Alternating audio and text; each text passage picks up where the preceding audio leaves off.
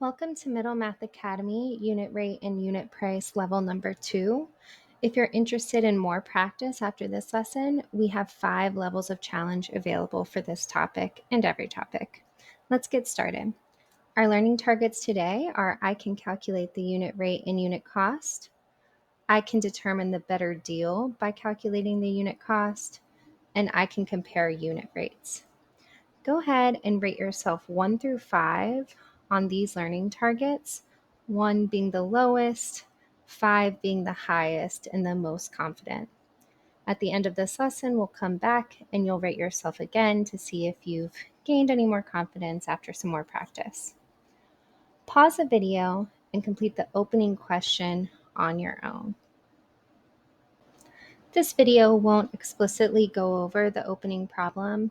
However, our notes will cover the same information. Make sure you're writing with me. Our first note is unit rate is a comparison of quantities where one of the quantities is 1.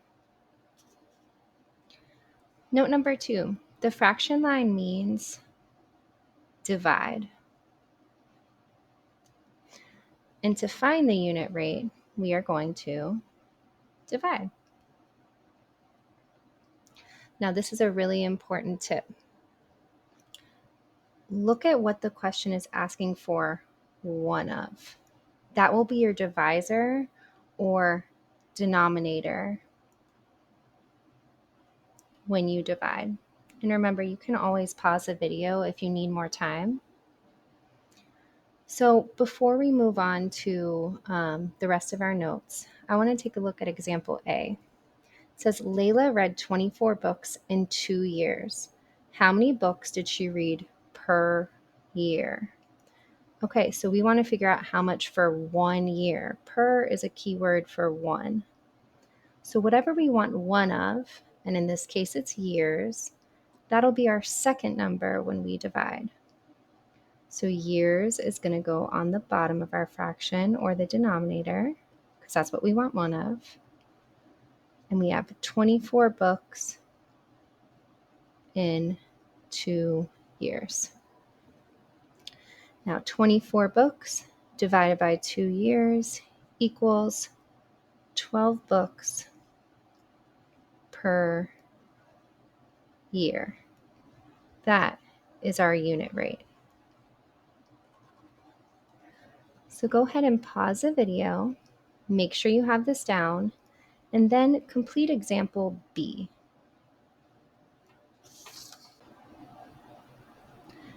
Example B says Mark ran 140 miles in 7 minutes.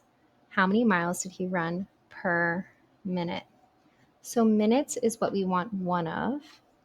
So minutes is going to be our second number when we divide. So we have 140 miles divided by 7 minutes, which equals 20 miles per minute. This is our unit rate. Pause the video, make sure you have this down, and then we'll go to note number 3. Now, unit rate and unit cost are extremely similar. It's just unit cost has to do with money. So finding the unit cost helps us determine the best deal when we shop. Unit cost helps us find the amount it costs per 1. Just like unit rate, we're still looking for how much for 1, except it has to do with money. Now, a couple tips here that are extremely important. For unit cost, money will almost always be our dividend or our numerator when we divide, the first number. And then money always rounds to the hundredths place, 2 numbers after the decimal. And I want you to write this too. If you ever get this as your answer, the correct way to write it when we're talking about money is you just add a 0 to the end, because really this is $1.50. You'll never go to the cash register and just see 1.5. They'll always add a 0 to the end so that it goes to the hundredths place. So I'm going to complete example C with you and then have you complete D on your own. Example C says, which is a better deal? Provide evidence to support your answer. And in level number 2, there's sentence starters to help you throughout this lesson. So that'll help provide the evidence. So for store A, it's 3 pounds of beans for $2.31. So our job is to figure out how much it costs for 1 pound of beans. Remember, with unit cost, money will almost always be our first number. So we're going to do $2.31 divided by 3 pounds. And when I plug this in my calculator, I get 77 cents. So that means it costs 77 cents per pound of beans. So let's write that down and circle our answer.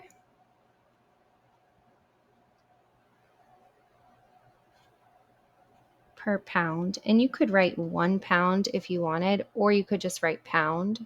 Since it doesn't have an S, that lets us know it's just 1.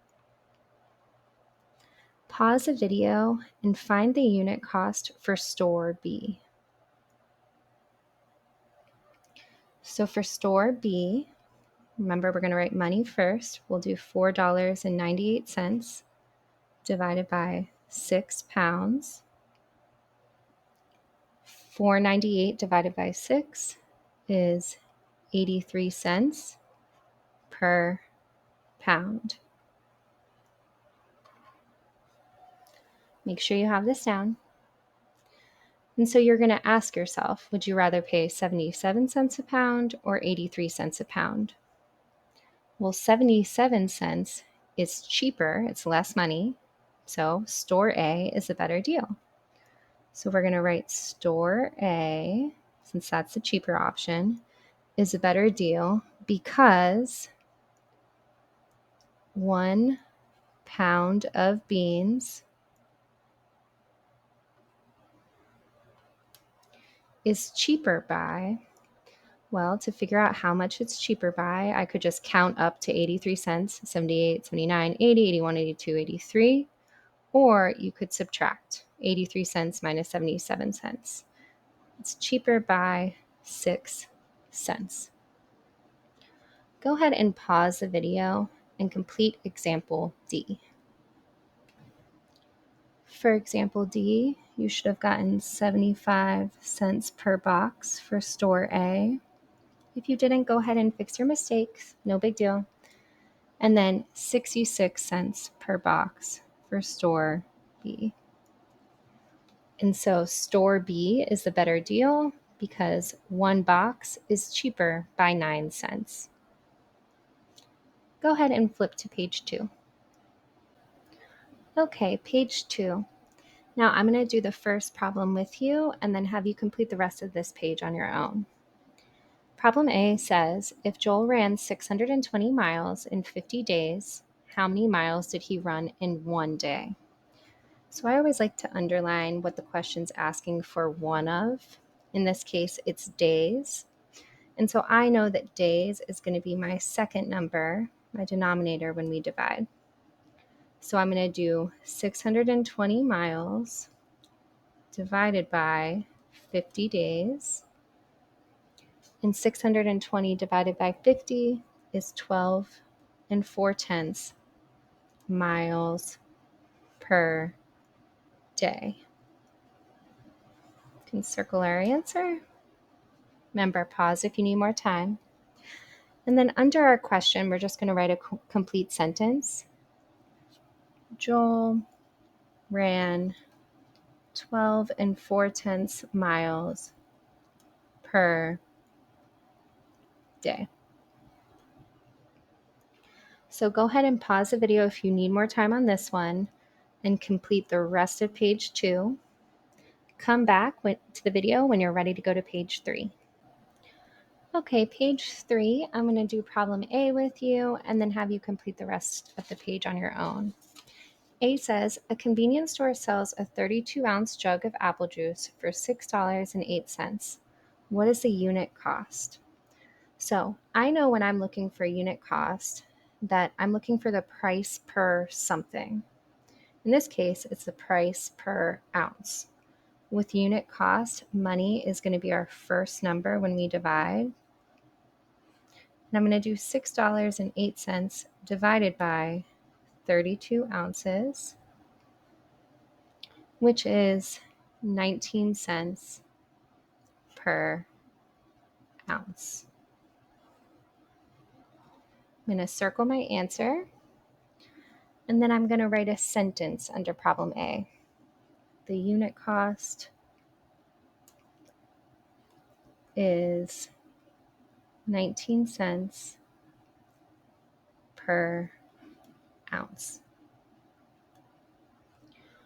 Once you have this down, complete the rest of page 3 on your own and come back when you're ready to go to page 4. Okay, page 4, I'm going to do one problem with you and have you complete the rest of the page on your own.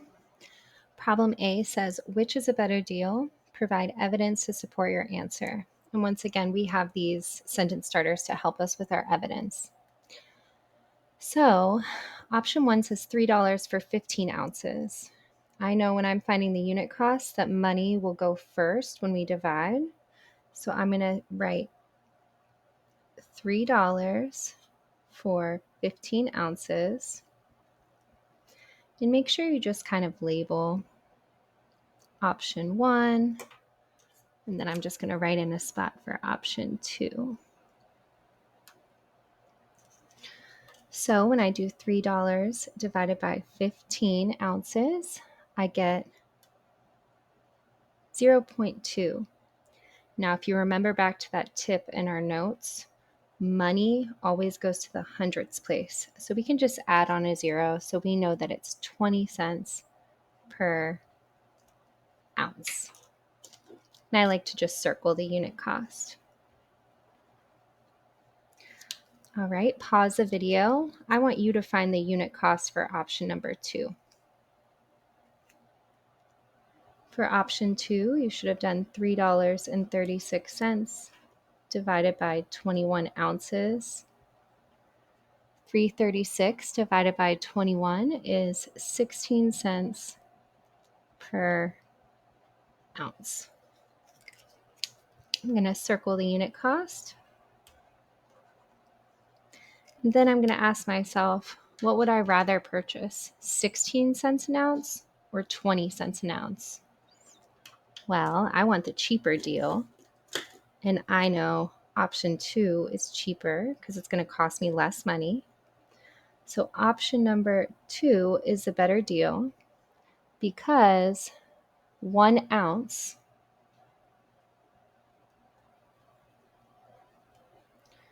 is cheaper by, well, 20 cents minus 16 cents is 4 cents.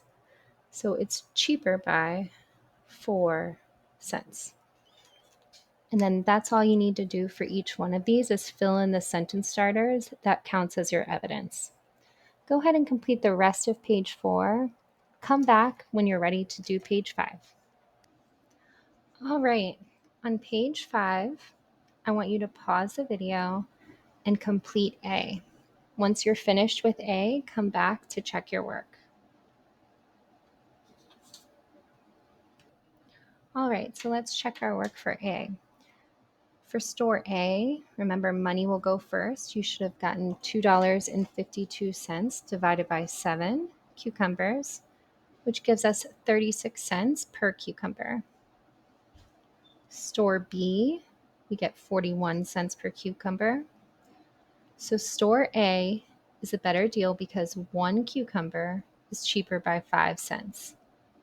41 cents minus 36 cents is 5 cents. Finish the rest of page 5. Come back to the video when you're ready to do page 6. All right, let's work on our common misconception problem on page 6. It says a nursing job requires employees to type at a rate of 60 words per minute. Let's go ahead and just circle or outline that. It says John typed 434 words in 7 minutes. Okay. And Liz typed 522 words in 9 minutes. Did each person meet the job requirements? What rate did each person type? So let's go ahead and label John,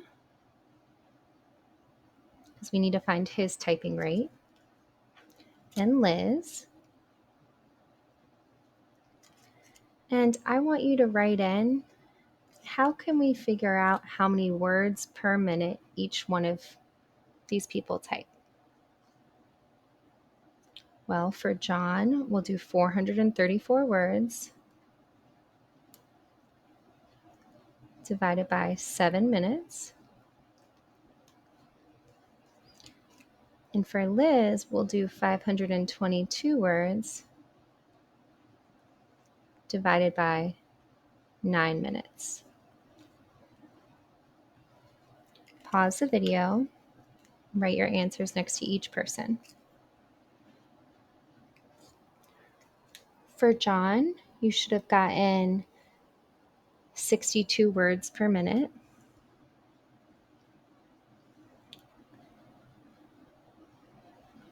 Remember, the goal was to get 60 words per minute, so it looks like John did meet the requirements. Let's see if Liz did. 522 divided by 9 is 58 words per minute. So Liz was just short of the 60 words per minute goal. So let's go ahead and write a sentence answering each question. So one way we can write our answer is John met the typing job requirement, but Liz did not. So we just answered our first question. Did each person meet the job requirements? Now let's answer the second question. What rate did each person type? John's typing rate is 62 words per minute. Liz's typing rate is 58 words per minute. Great, so make sure you have this down, and then go ahead and complete the problem below this, the closing problem. Come back when you're ready to check your work. So in our closing statement, the first thing you should have done is find the original unit cost. And so if you look at the top here, it says $12 divided by 8 packs. And so our original unit cost was $1.50 per pack. The next step is to figure out the unit cost of each of these statements. We can see our first two statements were not $1.50, so we can check different unit cost.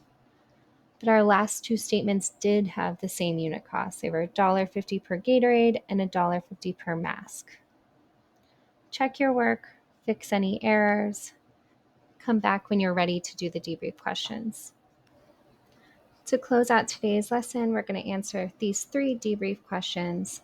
In your own words, what did you learn today? Sometimes it's helpful to flip back a few pages and see what we practiced.